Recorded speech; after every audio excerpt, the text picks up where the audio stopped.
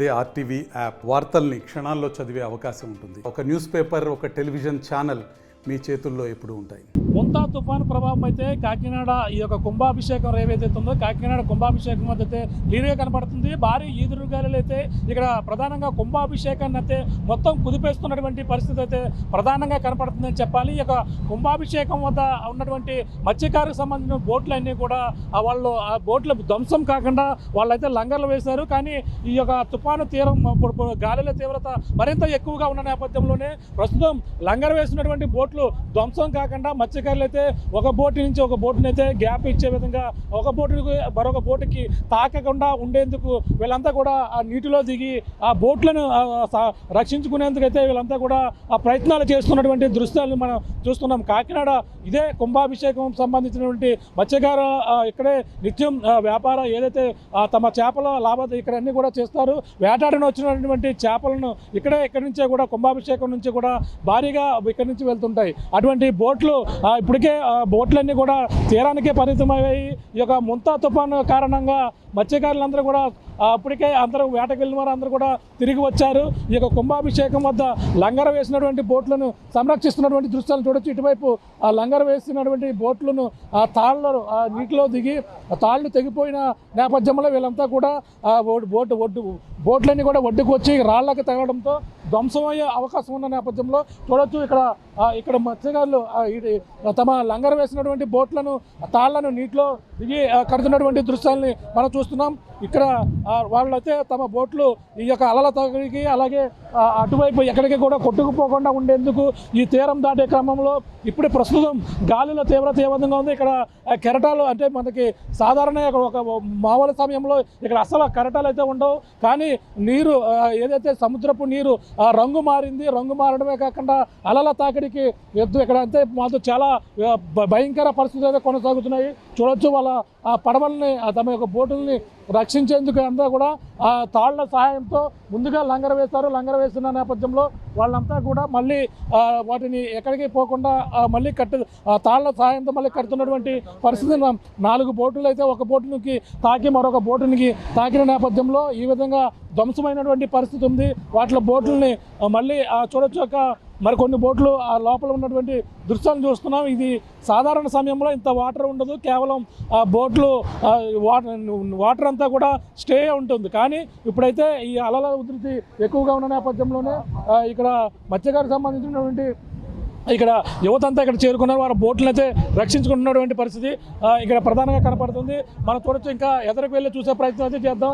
ఇక్కడ ఎటువంటి పరిస్థితులు ఉన్నాయో చూపించే ప్రయత్నం చేద్దాం. బోటుకి వాళ్ళంతా కూడా చూడొచ్చు నీటిలో మునిగి వాళ్ళైతే బోటుకి సంబంధించిన తాళ్లను కడుతున్నటువంటి దృశ్యాలను అయితే మనం చూడొచ్చు. వాళ్ళ బోటుని రక్షించుకునే ప్రయత్నం అయితే వాళ్ళందరూ కూడా చేస్తున్నారు. మరో పక్కన ఒక బోటు నుంచి ఒక బోటుకి తాకకుండా వాళ్ళైతే ఈ విధంగా ఏర్పాటు చేస్తున్నటువంటి పరిస్థితి. గాలులు తీవ్రత అయితే పెరుగుతూ వస్తుంది. ఈ నేపథ్యంలోనే మనం చూస్తున్నాం. ఈ మోంతా తుఫాన్ అయితే ఇక్కడే కాకినాడ సమీపంలోనే తీరం దాటే అవకాశం ఉన్న నేపథ్యంలో తమ బోట్లను రక్షించుకునేందుకు మత్స్యకారులు అయితే ప్రయత్నాలు అయితే కొనసాగుతున్నాయి. పక్కన గాలుల తీవ్రత అయితే పెరుగుతుంది. మరి కొన్ని గంటల్లో మోంతా తుఫాన్ అయితే తీరం దాటనుంది. ఈ నేపథ్యంలో తీరాన్ని తాకిన సమయంలో గంటకి అలాగే 110 నుంచి 120 కిలోమీటర్ల వేగంతో ఈదురు గాలులు వేస్తుంటాయి. వాళ్ళ బోట్లు రక్షించుకునేందుకు మత్స్యకారులు అయితే ఇక్కడ తాపత్రయం పడుతున్నారు. బోట్లను రక్షించుకునే ప్రయత్నం అయితే చేస్తున్నారు. మా బోటు ఎన్నో లక్షల విలువైనటువంటి బోట్లు ధ్వంసం కాకుండా ఈ తుఫాను తాకిడికి ఇబ్బంది పడకుండా వీళ్ళైతే రక్షించుకుంటున్నటువంటి దృశ్యాలు చూస్తున్నాం. అన్న ఏం చేస్తున్నారు అన్న? ఇక్కడ ఏం చేస్తున్నారు? ఏమవుతుందా మీ బోట్లు? తుఫాన్కి గాలికి చూసే బోట్లు ఎలా తిరిగెక్కేసి మా బాధలు దేవుడు తెలుస్తున్నాయన్నా. ఇక్కడ మా నచ్చలు కొనుక్కున్న బోట్లు అన్న వృధాగా పోతున్నాయి. దెబ్బెక్కేసి రాయల మీద దానికి ఎక్కేసి అంటే ముందు లంగర్లు వేస్తారా? ఎంత దూరం అన్ని గట్టిగా కట్టుకున్నా అయినా సరే దెరికెక్కేసి అన్న గాలికి తుఫాన్కి గాలికి కన్నపడిపోయే అవకాశం ఉందా? కింద బోటు కింద మళ్ళీ కన్నాలు పడిపోయే అవకాశాలు ఉన్నాయి. రాయలు ఎక్కేది కన్నాలు బరువుకి దానికి కన్నాలు ఎక్కువే పడిపోయే అవకాశం. ఒక 10 బోట్లు ఉన్నాయి అన్న. 10 బోట్ల రాళ్ళకే తగిలేసి ఎలా ఉంటుంది బాబా? ఏమైంది బాబా? ఏమైంది మీ బోట్లో? రాళ్ళు చూడొచ్చు. కర్రల గట్ట తీసి బోట్ తుఫాన్కి దరికెక్కేసి రాయల మీద ఎక్కిపోయింది. రాయల మీద ఎక్కిపోతే బోట్ వరకు తండానికి బదలసిపోయింది కింద. అంటే గట్టిగా ఉంటుంది అన్నారు, తుఫాన్ ఎలా ఉంటుంది అన్నారు? ఎలా ఉంటుందంటే మనకేం తెలుస్తుందంటే తుఫాన్ గురించి మనం చూసుకుంటున్నాం. అంటే గతంలో అంటే మీరు ఇటువంటి ఇబ్బందులు ఎప్పుడైనా పడ్డారా మీరు? ఇటువంటి ఇబ్బందులు ఇప్పుడు పడలేదండి. ఒకసారి బైరపాలెం తుఫాన్లో పడ్డామండి, మళ్ళీ ఇప్పుడు వచ్చిందండి ఇళ్ళ తుఫాను. అప్పటి నుంచి ఇప్పుడు వరకు రాలేదండి. ఇప్పుడు ఇగో రాయల మీద ఎక్కువ తండానికి బదలసిపోయిందండి. నాగడానికి అంటే ఇప్పుడు వెళ్దండి మళ్ళీ బోట్ మీద. ఇగో మొత్తం 1, 2 మొత్తం ఈ బోట్లన్నీ 5 బోట్లు. ఇగో చూడొచ్చు మత్స్యకారులు అయితే చాలా ఇబ్బందులు పడుతున్నారు. ఒక పక్కన అలల తాకిడికి ఇక ఒక్క బోటు, అలాగే 2, 3, 4, 5 మొత్తం బోట్లన్నీ కూడా వచ్చేసి ఈ రాళ్ళు మనకు కనపడుతున్నాయి. కింద ఆ రాయి కనపడుతుంది చూడొచ్చు. ఒకసారి ఆ రాయిని చూసే ప్రయత్నం చేస్తే ఈ పెద్ద పెద్ద బండరాళ్ళు ఎక్కడైతే కనపడుతున్నాయి, ఈ రాళ్ళకి తమకు వేసుకున్నటువంటి తాళ్ళు తెగి ఈ విధంగా తమ చూడొచ్చు ఈ రాళ్లకు తగిలి బండరాళ్ళను తగిలి ఈ బోట్లతో ధ్వంసం అవుతున్న నేపథ్యంలో ఇక్కడ చూడొచ్చు ఇటువంటి రాళ్ళు ఇదిగా వచ్చి మొత్తం 10 బోట్ల వరకు కూడా ధ్వంసం అయ్యి వాళ్ళైతే ఈ యొక్క కుంభాభిషేకం వద్ద బోట్లను రక్షించుకునేందుకు ఇది అక్కడ ప్రధానంగా ఇక్కడ ఉన్నటువంటి ఏదైతే బోట్లకు సంబంధించినటువంటి అక్కడ బ్రిడ్జి ఉందో ఆ బ్రిడ్జి వల్లే ఇటువంటి ఇబ్బందులు పడుతున్నామని కూడా వాళ్ళందరూ కూడా ఆవేదన వ్యక్తం చేస్తున్నారు.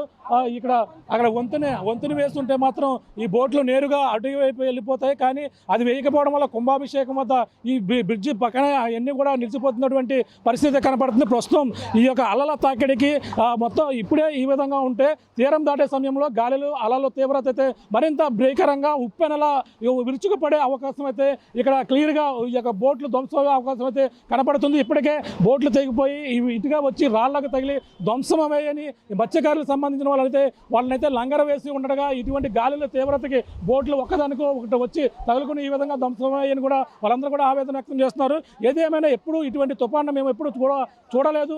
ఈ విధంగానే ఎప్పుడో అటువైపు కోనసీమ జిల్లాలో వచ్చినటువంటి తుఫాను అప్పుడు చూసాం, కానీ ఇప్పుడు కూడా అదే విధంగా అలల తాకిడి కెరటాలు గాలిల తీవ్రత మరింత ఎక్కువగా ఉందని ఇక్కడ ఉన్నటువంటి కుంభాభిషేకం వద్ద ఉన్నటువంటి మత్స్యకారులు అయితే ఆవేదన వ్యక్తం చేస్తూ తమ బోట్లను అయితే రక్షించుకునే పనిలో నిమగ్నమైన మనం ప్రధానంగా చెప్పాలి. ప్రతి ఒక్కరు కూడా ఒక బోటు నుంచి బోటు తగిలి ఈ విధంగా ధ్వంసమయ్యే అవకాశం అయితే క్లియర్ కట్గా కనపడుతుందని చెప్పాలి. ఏదేమైనా ఈ యొక్క కాకినాడలో ఉన్నటువంటి కుంభాభిషేకం వద్ద మత్స్యకారులు అయితే తమ బోట్లు రక్షించుకునేందుకు తంటాలు పడుతున్నారు, చాలా ఇబ్బందులు పడుతున్నటువంటి పరిణామం అయితే ఇక్కడ చూస్తున్నామని చెప్పాలి. ఇది ఉన్న పరిస్థితి. బోట్లను రక్షించుకునేందుకు ఎటువంటి ఇబ్బందులు పడుతున్నారో మాట్లాడే ప్రయత్నం చేద్దాం. చెప్పండి, ఎన్ని బోట్లు ఈ విధంగా లంగర వేస్తూ ఉండగా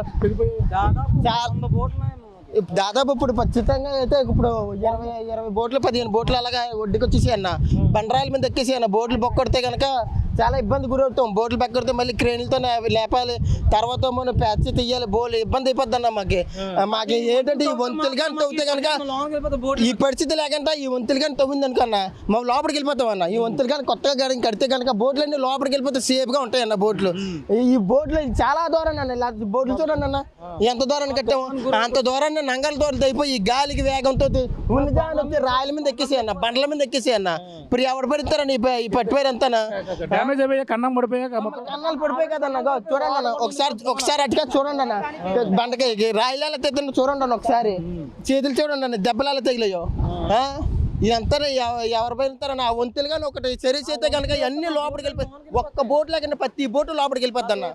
ఏ తుపాసు వచ్చినా ఏ భయం ఉండదన్న మాకు. బోట్ ఖరీదు ఎంత ఉంటుంది? బోట్ ఖరీదు దాదాపు 10 లక్షలు ఉంటుంది అన్న. 10 లక్షలు ఈజీగా 10 లక్షలు ఉంటుంది, 8 లక్షలు ఉంటుంది. ఇంకా దీని మీద పెద్ద బోట్లు ఉన్నాయన్న. ఆ పెద్ద బోట్లు ఏం చేస్తాయంటే వేరే దగ్గరికి వెళ్ళిపోతాయి అన్న. అవి ఏంటంటే అవి సేఫ్ గా ఉన్నా వెళ్ళిపోతాయి. మాకు ఈ రేవే కదా మాకు ఏదన్నా అన్న పెట్టి కుంభాభిషేకం ఈ రేవే కదన్న. ఏదన్నా చైనా కన్నా ఏదైనా పోనా కన్నా అందువల్ల మనం ఎక్కడ కట్టుబడి ఉంటే ఇప్పుడు తుఫాను వల్ల ఎక్కువైపోయి మరి ఇటువంటి గాలులు ఎప్పుడైనా చూసారు? తుఫాను ఇటువంటి ఎప్పుడు చూడలేదన్న.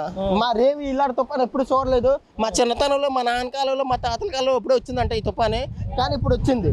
ఇప్పుడు వచ్చిన వాళ్ళు కొంచెం ముందుకుంటే ఎసారి వస్తే మాకు ఏదో రకంగా ఏదో పక్కకి మూలకెళ్ళి కట్టుకుంటామన్న. అధికారులు ముందు నుంచి హెచ్చరికలు జారీ చేస్తున్నారు, చెప్పుకొస్తున్నారు. ముందు నుంచి కూడా సురక్షిత ప్రాంతాలకి వెళ్ళాలని కూడా చెప్పుకొస్తున్నారు. ఇక్కడ అటువంటి అదే మత్స్యకారులు అని మాకు ఏది కూడా మాకు అనుకూలంగా రాలేదన్న. మాకు వచ్చింది కానీ మాకు ఇక్కడ కట్టకూడదు, వేరే దగ్గరికి వెళ్ళి కట్టుకోండి అంటే వేరే దగ్గర కట్టుకోవాలంటే బోట్లు నిండిపోండి అన్న. వేరే దగ్గరికి వెళ్ళగలం మేము. చెప్పమ్మా, నీకెన్ని బోట్లు? మా కల్లా ఈ బ్రిడ్జి తీస్తే బాగుంటుందన్న. ఈ బ్రిడ్జి తీస్తే మాకు బోట్లలో మొత్తం ఎన్ని బోట్లు 200 బోట్లు ఎంత ఉన్నాయి, మత్స్యకారుల బోట్లు ఎన్ని బోట్లు ఉన్నాయి అన్ని లోనకి వెళ్ళిపోతాయి. అవి వెళ్ళిపోతే మాకు సుఖంగా ఉంటుంది మొత్తం అంతా. ఎంత తుఫాను వచ్చినా ఎంత భారీ తుఫాను వచ్చినా మాకు బాగుంటుంది. నీటిలో దిగారు, నీటిలో దిగి నంగారు బార్కి ఇస్తామన్న. నంగారు బార్కి అయితే ఆల్రెడీ నంగారు అయిపోయి తాడు తిప్పు రాయల మీద ఎక్కిసిందన్న. రాయల మీద ఎక్కిసి మొత్తం బోటు కూడా బొక్కడిపోయింది. మొత్తం ఆ బోటు మొత్తం ఎన్ని బోట్లు ఉన్నాయి, ఎన్ని బోట్లు 10 బోట్ల దాకా బొక్కడిపోయాను. అక్కడికి వెళ్ళి వీడియో తీయండి అన్న. వీడియో చేయండి మొత్తం అంతా. మా మత్స్యకారులు ఎంతమంది బాధపడుతున్నారు మొత్తం అంతా చూడు. ఆల్రెడీ ఇంజనీర్లు కోసం బార్కి వెళ్ళిపోతుంది. ఏడ్చేది మాకు ఎట్లా అర్థం అవ్వట్లేదు. దూరంలో వేస్తున్నా లంగర దిగిపోయింది అంటే గాలి అంత దూరం వేసిన అయిపోతాయి. గాలికి ఏది ఆగదు అసలు. తుఫాన్ రాత్రికి ఎప్పుడు దాటుతుంది అన్నారు. ఇప్పుడే ఇలాంటి గాలిలో ఉన్నాయి, మరి ఇంకా రాత్రికి ఎలా ఉంటుంది? చాలా వరంగా ఉందని చెప్తున్నా వాతావరణం. రాత్రికి గాలి వేగం ఎక్కువ బాగా పెరిగినట్టుగా ఉన్నది అంతలే. మాకు ఆ లోన మాకు వంతులు బాగు చేస్తే మాకు బోట్లు అన్ని లోనకి వెళ్ళిపోతాయి. మాకు సేఫ్టీగా ఉంటాయన్న. కెమెరా అనిల్తో ప్రకాష్, సార్ టీవీ, కుంభాభిషేకం నుంచి. తెలుగులో ఫాస్టెస్ట్ న్యూస్ యాప్ ఇప్పుడు కొత్త అవతారంలో 5 సెకండ్లోనే పూర్తి వార్తా సమాచారం మీ చేతిలో. సోషల్ మీడియా ట్రెండ్స్ మీ కళ్ళ ముందుకే live TV and voice search ఆప్షన్స్తో ఇప్పుడే డౌన్లోడ్ చేయండి. యాప్ లింక్ డిస్క్రిప్షన్లో ఉంది.